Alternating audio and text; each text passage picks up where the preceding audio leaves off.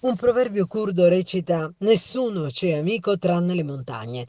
C'è tanta solitudine e rassegnazione in questo aforisma, dolore nato da una storia segnata da tradimenti e delusioni di un popolo, quello stesso che attraverso le sue donne opera oggi una rivoluzione culturale.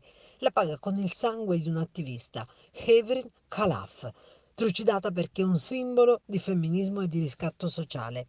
Un emblema di coraggio che le donne curde hanno deciso di incarnare, combattendo una rivoluzione di pace e affermando una trasformazione culturale.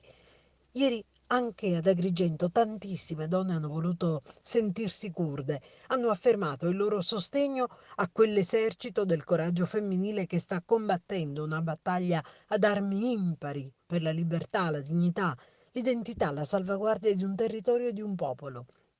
In tante ieri hanno manifestato, si sono strette l'una con l'altra. Associazioni culturali, appelli e emozioni, lo hanno fatto il Sor Optimist e la Fidapa. Il mondo della cultura compatto per fermare una strage, per porsi al fianco di quelle indefesse combattenti, donne, sottolineiamo.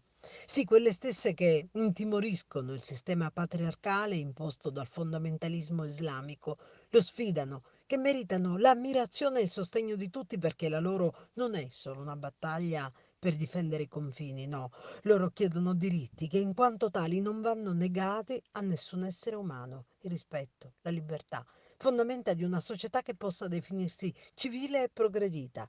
E ieri, a Agrigento, con orgoglio, c'era